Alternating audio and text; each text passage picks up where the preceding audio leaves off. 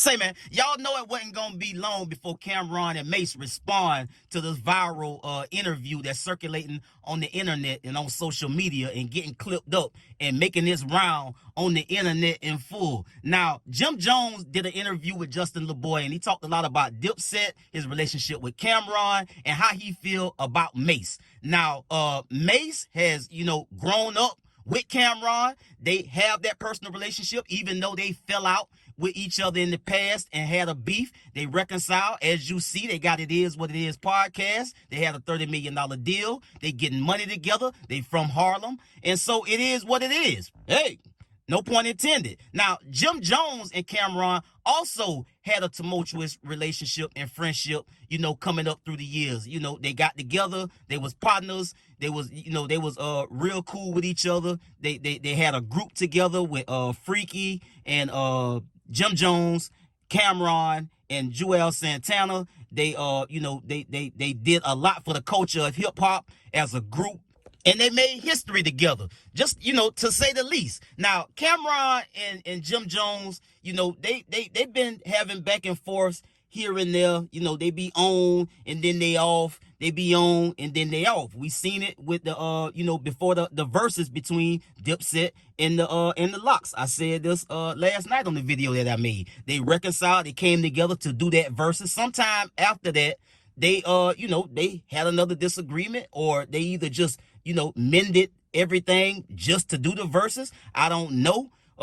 But at this point, right now, today, Jim Jones and Cameron is not seeing eye to eye. They're not kicking it. Jim Jones made it real clear in this Justin LeBoy interview that he could do what he doing. I want them to win. But as far as a personal relationship or us coming back together to do anything in the future, I don't think that's gonna happen, because we just too different.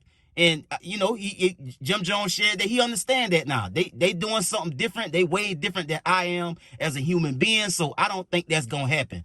Now, Cameron and Mase responded, but first I'm gonna give y'all a little teaser of a little bit of what Jim Jones had to say with Justin LeBoy as pertain his relationship with Cameron and his relationship with Mase. Let's get to the content. I watched Mase shit on Cam and everybody around him. Wow. A bitch like all the time. You heard? Like I was there the whole time, but I was Cam's man. You heard? Cam and Mase were so-called best friends, grew up together, and RP Huddy. Like I was there for everything. That's one thing that people can't never say, is that I wasn't there for every single thing. Everybody Cam didn't like, I didn't like. And I already see how he was handling Cam, so I definitely didn't like him. You dig? And then I seen how much love Cam had for him, and how Cam was jumping out the window for him, which a friend should, and shit like that. Like, being overprotective, making sure nothing happened. Like, he was trying his best to make sure that Mase stayed as safe as possible. Now, Cameron and Mase responded to Jim Jones and what he had to say to them and about them with two separate posts to the It Is What It Is Instagram page. The first clip that I'm about to play next was captioned with this: "There is no better feeling when you can laugh about dissing each other in the past. This what happiness and getting a lot of money together look like. Harlem. Hashtag It Is What It Is talk. Hashtag nobody's safe. Hashtag we say what the fuck we want." Let's take a listen. Sometimes if you wait, you still could pop off. The Oracle came out 2 years later, 4 years later. Shit was hot. Sometimes when you wait, it's still hot though. You waited a couple years to drop the bomb. No, that's a good conversation. Yeah, so how come when you waited, your shit was still hot though? How does that work? How does that work though? The way it works is the way it works, like, I mean, us, because you had so much ammunition on me, I had to wait until you say everything you could have said. I ran out. I said, this is the last thing this nigga did. I said, this nigga killing. Yo, I remember I woke up and I missed mad phone call. They like, yo, Murder just dropped the bomb. I said, I heard it. Everybody in my crew panicking. I said, you remember it's a part in Training Day when Denzel threw the nigga was arguing with Hoyt. Yeah. And then nigga pulled the gun out on Hoyt. I felt like, oh, I said, nobody say nothing. I said, that's the shoot I know right there. That was a good one.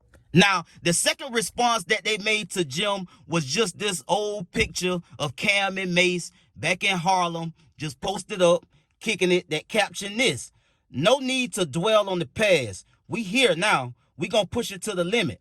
And they also had that song playing from Paul Engelman, that song that was playing on Scarface. If y'all familiar with Scarface, this is the song "Push It to the Limit" that was playing when Scarface was getting all the money, and they pulled up back to back with the white construction vans, and everybody was toting bags and bags and bags of money into the bank, and the bank teller was just standing up there looking at them crazy. So that's the song that they had playing when they posted this pic to Instagram. So they posted 2 posts just to respond to everything that Jim Jones had to say to them and about them. And, you know, they seem to be taking it in stride and taking it light, as Jim Jones did seem like he had a little bit of aggression behind what he had to say on his feeling and his opinion about Cameron and Mace. But at the end of the day, it is what it is, man. Now, Joel Santana also, I got some sound from him, and he also has the same view and the same opinion when it comes to Mace. Let's get to the content. For me, that was something that was inherited. Like, that was a problem that was kind of like inherited. I mean, even in you know, just like Eminem said on one, I went through my whole career without mentioning, I'm saying, I never really said nothing about Mace. You dig what I'm saying? Because it was something that, you know, I never knew too much about. They had a, that's like somebody new getting with Jim or Cam trying to talk about our situation as diplomats. You dig what I'm saying? Yeah. Like, you know, it would be, for one, they shouldn't allow them to, you know, at the end of the day, and for two, because it's like, you don't really know too much about that situation. Of course, I'm going to ride for the cause, you know, that's what I'm with. But, you know, like, I don't know Mace at the end of the day. I never really had no personal problems with Mace, you know what I'm saying? Like, you know, whatever reasons Jim and had, I mean, I guess that's what they kind of rapped about and said, you know, if you ask.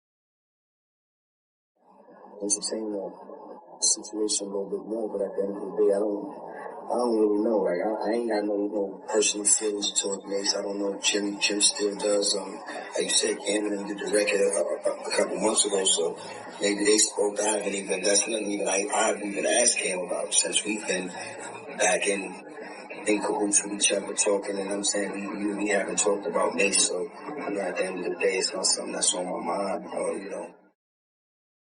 Now, you heard Joel's right there mimic some of the same language that Joel's was saying in the interview that he did with Justin LeBoy. Look, Mace that was Cam dude. Cam cared a lot about Mace, even though Mace, Mace dissed him and disrespected him the way he did. Now, Joel's also said that, look, I don't even know Mace like that. That was Cam dude. So it seemed like to me, based on what Joel said and based on what Jim said in the interview with Justin LeBoy, that look, they were sparing Mace. Mace got spared in a lot of situations because of the simple fact that was Cameron guy. They grew up together. They from the same spot. So, you know, hey, Cam did everything he could to keep Mace safe and to keep Mace, you know, in the clear from any kind of strays being sent his way or any kind of pressure because of the love that they had for Cam. So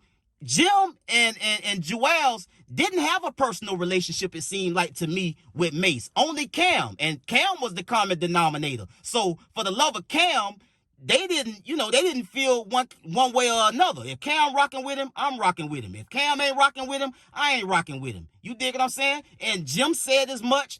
And Joel said as much. I'll tell you this, bro. This is how I feel, straight up, because I came up in their era. So I'm going to say this.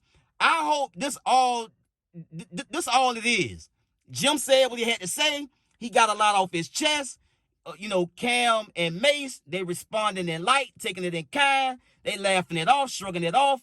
laughing their way to the bank. So I hope that's all this is, bro. You dig what I'm saying? And maybe down the road they can reconcile once again and everybody be kumbaya. Because at the end of the day, don't nobody need no smoke, bro. It's enough going on out here in these streets, bro. Don't nobody need no smoke between none of these guys taking anything to a whole nother level in the streets. These niggas too old for that, bro. You dig what I'm saying? Leave the beef and the going back and forth to the young rappers, since that's what they love to do. You dig what I'm saying? But just stay out each other way, bro. If we can't see eye to eye, we need to just stay out each other way, which is what Jim Jones said, in the interview that he did. Hey, they doing what they doing over there. I'm doing what I'm doing over here. Everything's smooth, bro. But don't play with me and get out of pocket and disrespect me in the wrong way, because I know everything about everything because I was around for everything. You dig what I'm saying? I get at y'all on the next one, man. Y'all be smooth. I'm out.